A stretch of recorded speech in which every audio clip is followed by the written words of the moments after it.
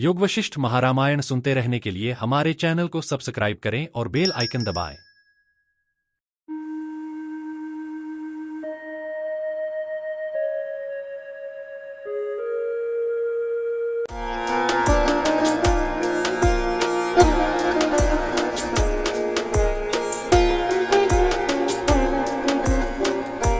इससे पहले के सर्ग 55 में गुरु वशिष्ठ और दासुरा के बीच एक गहन संवाद हुआ था, जिसमें आत्मा के वास्तविक स्वरूप और ब्रह्मांड के रहस्यों पर चर्चा की गई।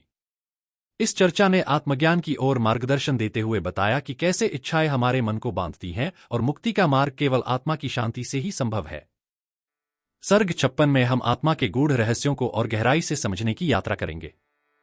यह सर्ग आत्मा की परस्पर विरोधाभासी प्रकृति पर प्रकाश डालता है, जहां आत्मा को शाश्वत और परिवर्तनशील दोनों के रूप में देखा जाता है। योग वशिष्ठ महारामायण उत्पत्ति प्रकरण 55वां सर्ग। आदि सृष्टि से लेकर जीव की विचित्र संसार गतियों का तथा जीव कर्मानुसारी ईश्वर की स्थिति का वर्णन। प्रबुद्ध लीला ने कहा, हे देवेशी, जैसे जंतु अर्थात प्राणी मरता है और जैसे फिर पैदा होता है, उसी को अर्थात पूर्व कथित को ही फिर आप मुझसे विस्तार से कहिए। उसका परिणाम यह होगा कि बार बार सुनने से वैराग्य बढ़ेगा और उससे ज्ञान की वृद्धि होगी।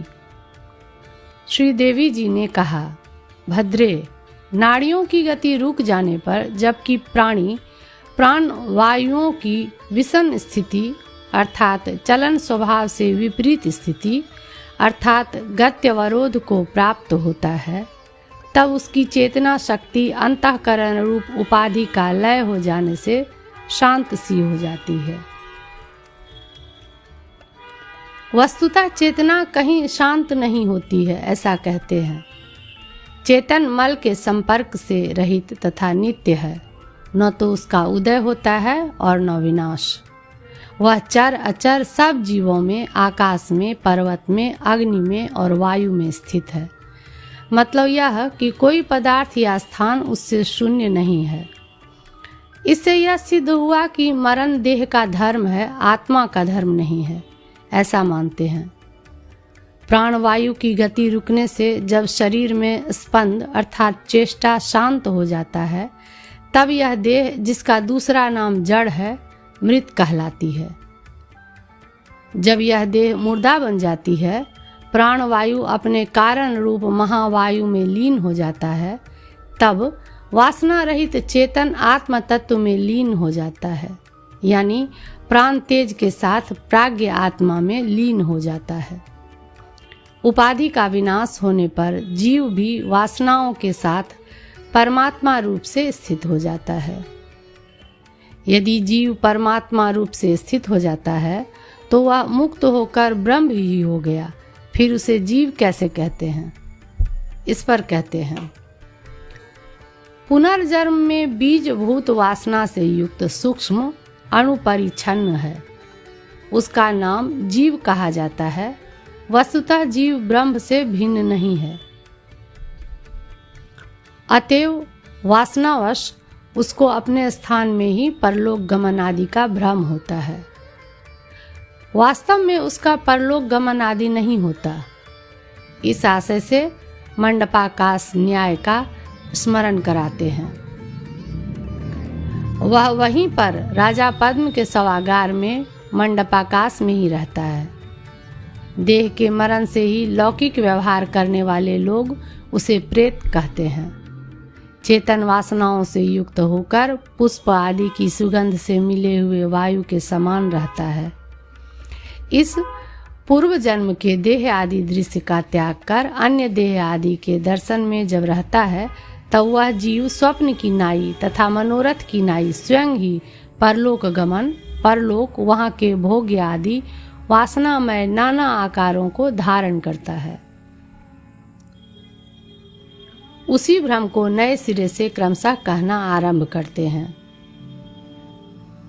उसी प्रदेश के अंदर पूर्व जन्म की नाई जब उसे स्मृति होती है, तभी तुरंत मरण काल की मूर्छा के बाद अन्य शरीर को देखता है। यदि कोई कहे कि छोटे से मरण प्रदेश में यथा कथनचित अन्य शरीर की कल्पना हो सकने पर भी दूरगमन विस्तार युक्त परलोक आदि का समावेश वहां कैसे हो सकता है? तो इस पर कहते हैं,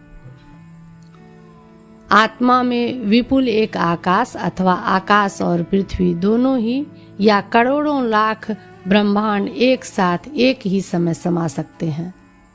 फिर आत्मा में इस संपूर्ण प्रपंच का संभव क्यों नहीं होगा? अर्थात अवश्य है ही, क्योंकि आत्मा असीम है और माया अघटित घटना में पटु है। ऐसी स्थिति में आत्मस्वरूप का विचार कर अत्यल्प प्रदेश में भी अन्य लोक का परलोक आदि का समावेश कहा गया है, केवल उसी प्रदेश के अभिप्राय से नहीं कहा है। अब भिन्न भिन्न गति को कहने के लिए देवी जी प्रेतों का विभाग करती हैं। हे सुंदरी, प्रेत 6 प्रकार के होते हैं। उनके आगे कहे जाने वाले भेद को सुनो। साधारण पापी, मध्यम पापी और बड़े भारी पापी, साधारण धर्म वाले, मध्यम धर्म वाले तथा उत्तम धर्म वाले। इनमें से प्रत्येक में किसी के 2 भेद होते हैं और किसी के 3 भेद होते हैं। उनमें से पहले और तीसरे की गति कहते हैं। कोई बड़ा भारी पातकी 1 वर्ष तक मरण मूर्छा का अनुभव करता है। पत्थर के मध्य की नाई ठोस और मूढ़ रहता है। बहुत समय के बाद चेतना को प्राप्त होकर चिरकाल तक वासना रूपी नायिका के उदर से उत्पन्न होकर कभी नष्ट न होने वाले नारकीय दुख का भोग कर एक दुख के बाद दूसरे दुख को प्राप्त होता हुआ वह महापापी सैकड़ों योनियों को खूब भोग कर कभी संसार रूपी स्वप्न में शांति को, महापापों के फल की समाप्ति को प्राप्त होता है। यानी उसके पाप फलों का अंत होता है, अथवा वे मृत्यु मोह के अंत में सैकड़ों जड़ दुखों से व्याकुल वृक्ष आदि योनियों का, जो कि उसके हृदय में स्थित है, भोग करते हैं और फिर नरक में अपनी अपनी वासनाओं के अनुरूप विविध दुखों का अनुभव कर चिरकाल तक भूतल में विविध योनियों में उत्पन्न होते हैं। मध्यम पापी की गति को कहते हैं, और जो मध्यम पापी हैं वह मरण मूर्छा के पश्चात पत्थर के उदर की मध्य भाग की नाई घनी मूर्छा का कुछ काल तक अनुभव करता है। तदुपरांत जब उसे चेतना प्राप्त होती है तब वह कुछ काल में या उसी समय तिर्यक आदि क्रम से योनियों को भोग कर संसार में प्राप्त होता है। साधारण पापी की गति बतलाते हैं। कोई साधारण पापी मरते ही अपनी वासनाओं के अनुसार प्राप्त हुए अविकल मनुष्य शरीर का अनुभव करता है, क्योंकि उभाभ्यामेव मनुष्य लोकम, अर्थात मनुष्य पुण्य और पापों से मनुष्य लोक को प्राप्त होता है, ऐसी श्रुति है। वह स्वप्न की नाई और मनोरथ की नाई वैसा अनुभव करता है और उसी क्षण में उसकी स्मृतियां, जैसा कि पहले कहा गया है, उदित होती है।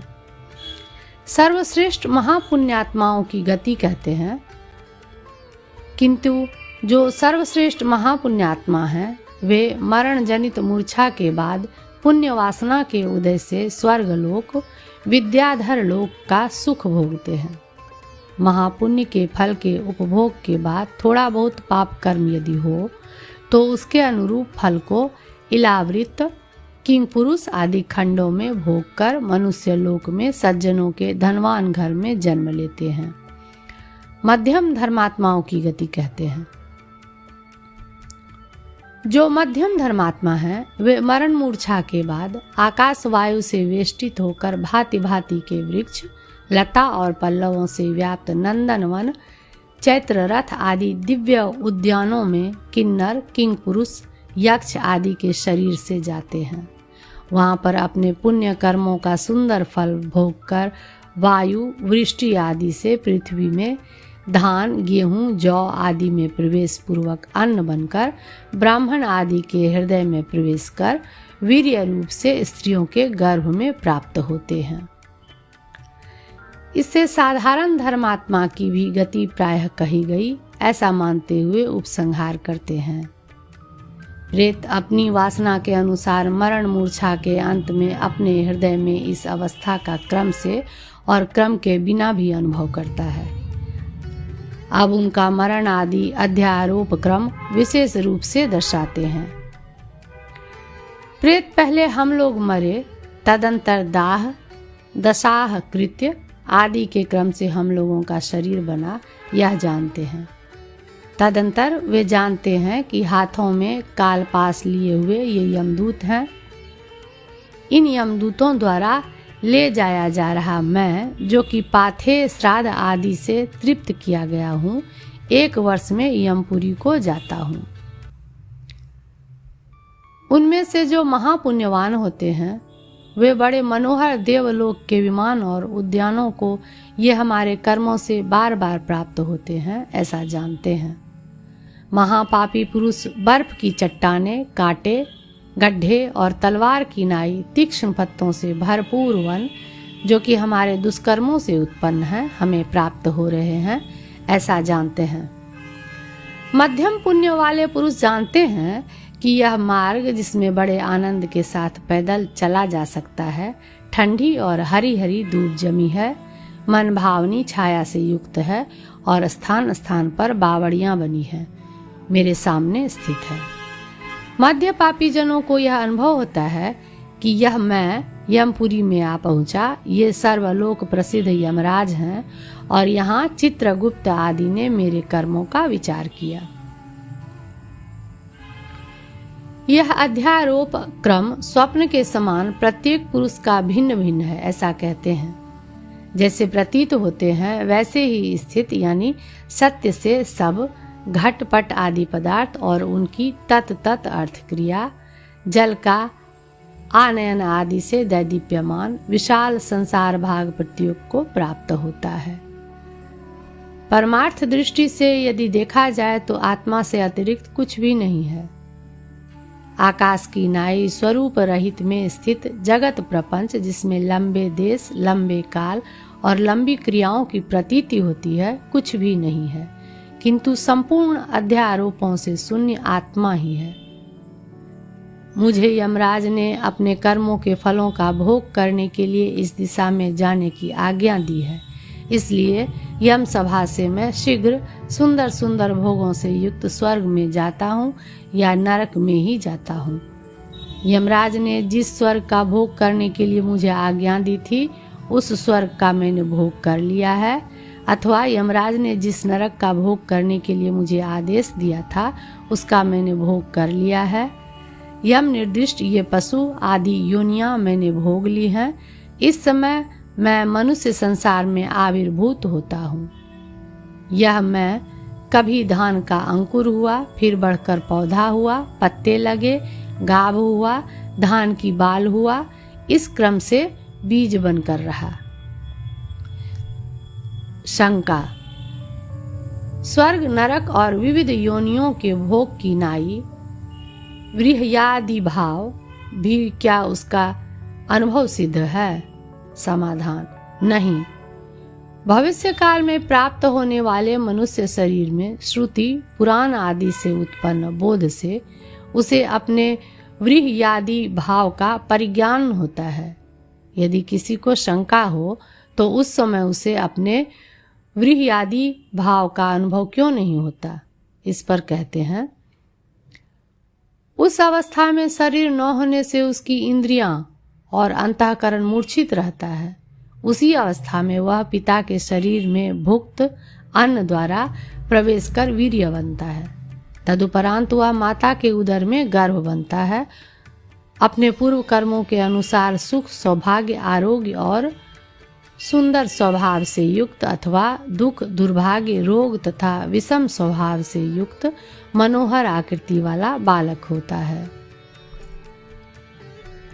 तदुपरांत वह चंद्रमा के समान घटने बढ़ने वाले चंचल और मनोहर तथा कामोन्मुख नारी परायण यौवन का अनुभव करता है। फिर कमल के मुंह में गिरे हुए तुषार रूपी वज्र की नाई बुढ़ापे का अनुभव करता है। यानी जैसे कमल के ऊपर तुषार रूपी वज्र गिरकर उसे मुरझा देता है, वैसे ही बुढ़ापे से जर्जर हो जाता है। उसका इतने में छुटकारा नहीं होता, उसके बाद भी व्याधि रूप मरण का अनुभव करता है। फिर वह मरण जनित मूर्छा को प्राप्त होता है। तदंतर बंधुओं द्वारा दिए गए पिंडों से स्वप्न के समान प्राप्त देह ग्रहण का अनुभव करता है। फिर वह पूर्वोक्त रीति के अनुसार यमलोक में जाता है। फिर वैसे ही विविध योनियों की प्राप्ति में भ्रम क्रम का पुनः पुनः अनुभव करता है।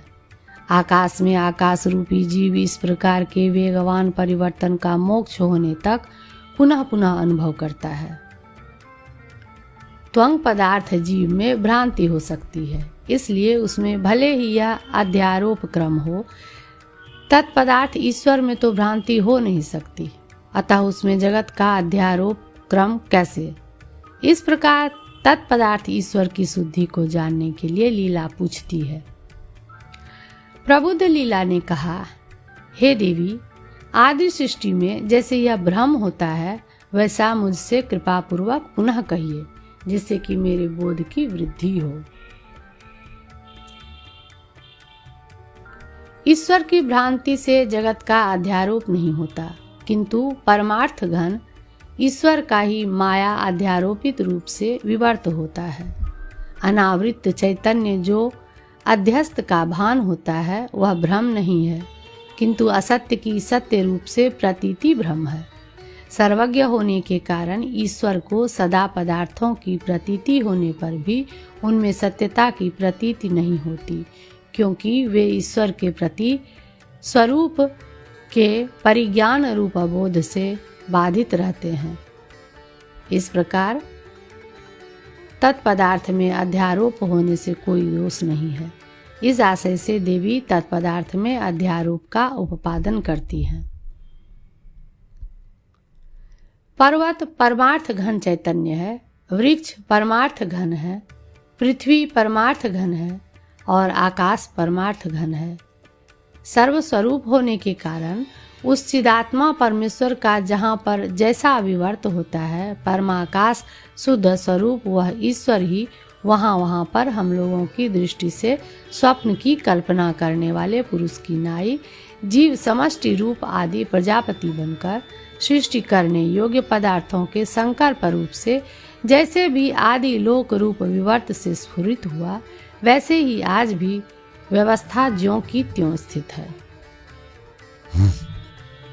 यदि यह माना जाए कि संकल्प से उत्पन्न हुई जगत सत्ता से यह जगत सत्ता भिन्न है, तो इस पक्ष में भी उसकी अर्थात संकल्प जनित जगत सत्ता की प्रतिबिंब तुल्य होने के कारण वह मिथ्या ही है, ऐसा कहती हैं। संकल्प जनित स्फुरन रूप पदार्थों का पहला विवर्त बिंब रूप ठहरा, उससे जो प्रतिबिंब हुआ वह आज भी वैसा ही स्थित है। जगत सृष्टि में स्थावर जंगम विभाग जैसे हुआ, उसमें निमित्त कहती है। देहों का जो छिद्र स्थान है, उसमें प्रविष्ट हुआ वायु शरीरों में चेष्टा उत्पन्न करता है, उससे यह जीता है, ऐसा कहा जाता है। सृष्टि के आदि में ही जंगम प्राणियों में इस प्रकार की यह स्थिति उत्पन्न हुई। इसी कारण चेतन होते हुए भी वृक्ष आदि चेष्टा शून्य है। भाव यह है कि जिन उनमें छिद्र नहीं है, अतएव वायु उनमें प्रविष्ट हो चेष्टा उत्पन्न नहीं करता, इसलिए वे चेतन होते हुए भी निश्चेष्ट हैं। इसी प्रकार चेतन और अचेतन के विभाग की कल्पना करने में भी निमित्त कहती हैं। यह चिदाकाश ही अर्थात ईश्वर ही प्रतिबिंब होकर आविर्भूत औपाधिक जीव विभाग को करता है।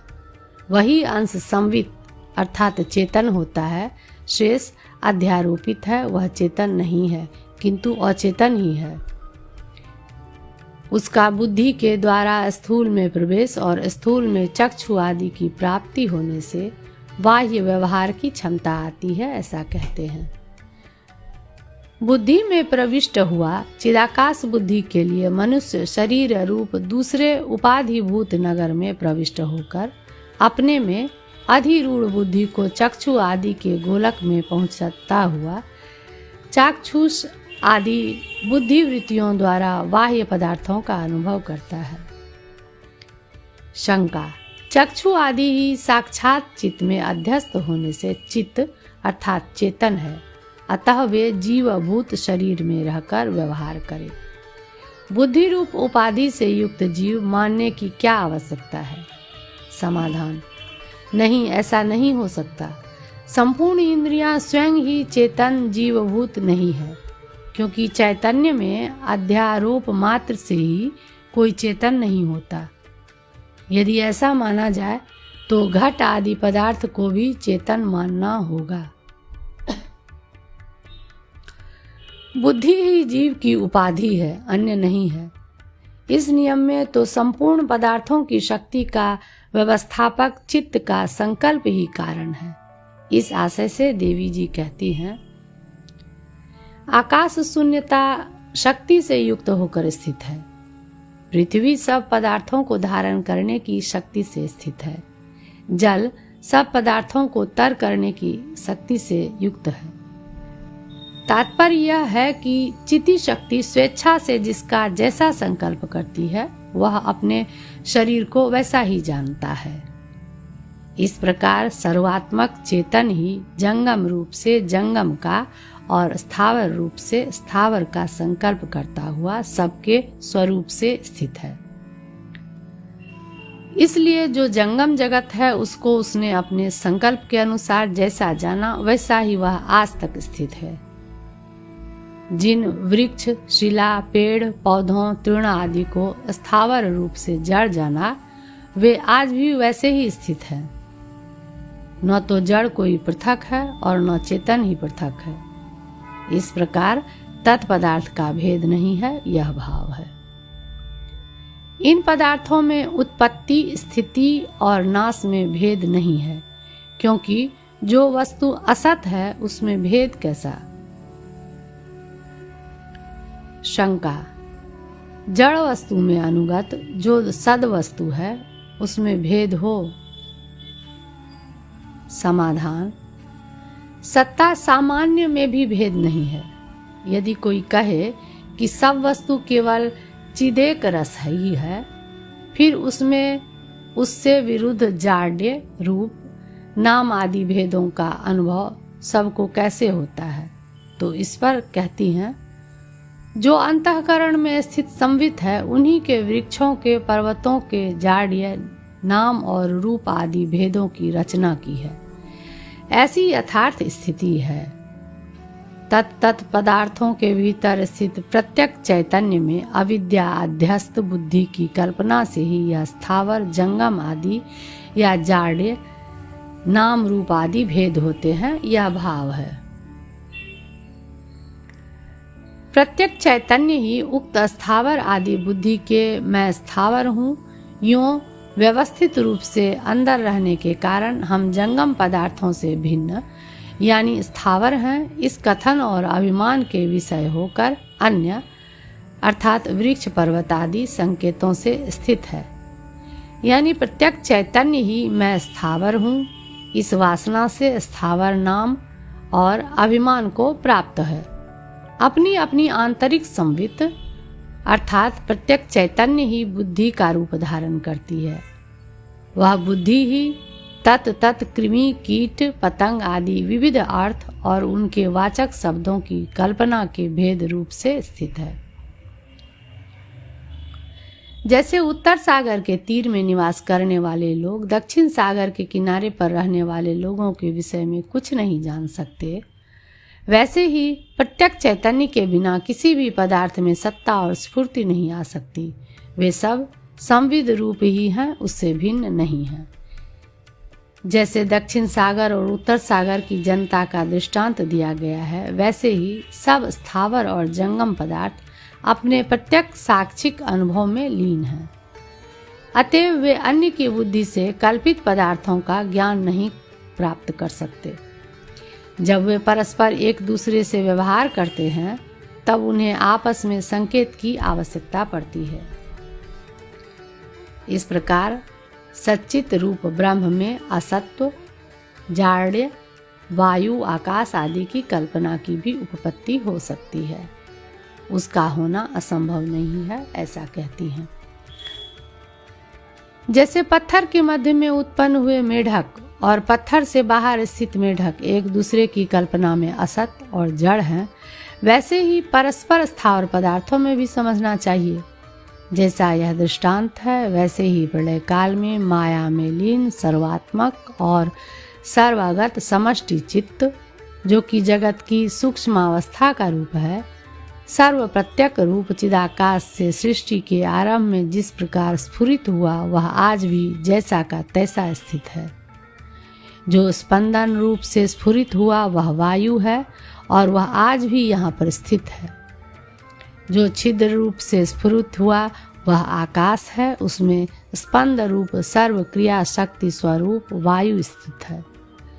उक्त वायु ये सब पदार्थों की चेष्टाएं ऐसे होती है जैसे कि सूखे हुए तिनके, पत्ते आदि पदार्थों में वायु से कंपन होता है। वस्तुतः स्थावर और जंगम दोनों पदार्थों में चित्त समान रूप से विद्यमान है, पर वायु के स्पंदन और स्पंदन के अभाव से उनमें विशेष है, ऐसा कहते हैं। चित्त तो परमार्थ रूप से स्थावर और जंगम दोनों में स्थित है, पर जंगम में वायु से स्पंदन चेष्टाएं होती हैं और स्थावर में नहीं होते। इस नियम में भी पूर्व कथित नियति ही हेतु है, ऐसा कहते हैं। भ्रांति में विश्व में इस प्रकार के चेष्टा युक्त या चेष्टा शून्य सब पदार्थ सृष्टि के आदि से संवित में किरणों की नाय स्फुरित हुए थे, वे आज भी वैसे ही स्थित है। प्रस्तुत विषय को कहने के लिए पूर्व पृष्ठ प्रसंग प्राप्त तत्व ज्ञान का उपसंहार करते हैं। संपूर्ण पदार्थ स्वभाव के विलास और असत्य होने पर भी जैसे सत्य से प्रतीत होते हैं, वह सब मैंने तुमसे कह दिया है। देखो, मैं समझती हूँ कि यह राजा विदुरथ मरकर फूलों की माला से आच्छादित शव रूप राजा पद्म के हृदय में स्थित पद्म कोश में प्रवेश करने की इच्छा से जाता है। प्रबुद्ध लीला ने कहा, हे देवी, किस मार्ग से यह शव मंडप में जाता है, इसको देखती हुई ही हम दोनों शीघ्र जावें। श्री देवी जी ने कहा, भद्रे, पद्म शरीर में अहम वासना रूप अंतःकरण में स्थित मार्ग का अवलंबन कर यह चिन्मय मैं दूसरे लोक में जाता हूँ ऐसी भावना से जाता है। जिस मार्ग से जाना तुम्हें सहमत हो, उसी मार्ग से हम दोनों जाती हैं। एक दूसरे की इच्छा का विघात स्नेह संबंध का हेतु नहीं होता है। श्री वशिष्ठ जी ने कहा, श्री रामचंद्र जी, श्रेष्ठ राजा की पुत्री लीला के विशुद्ध हृदय में परमार्थ दृष्टि रूप आत्म तत्व के पूर्वोक्त कथा द्वारा सब संतापों के निवृत्त होने पर, विबोध रूप सूर्य के आविर्भूत होने पर, राजा विदुरथ चित्त के परमात्मा में विलीन होने से जड़ यानी मरण के लिए मूर्छित हो गया। 55वां सर्ग समाप्त। अगर आज की कथा ने आपको आत्मा के गूढ़ रहस्यों के करीब पहुंचाया है और आप इसी तरह आगे भी हमारे साथ इस यात्रा पर चलना चाहते हैं, तो वशिष्ठ पथ चैनल को अभी सब्सक्राइब करें। हर सर्ग के साथ गुरु वशिष्ठ के उपदेश हमें जीवन की पेचीदगियों से मुक्त होने का मार्ग दिखाते हैं। अगले वीडियो में हम एक और अद्भुत अध्याय की चर्चा करेंगे, इससे न चूकें। धन्यवाद और अपना ध्यान रखें।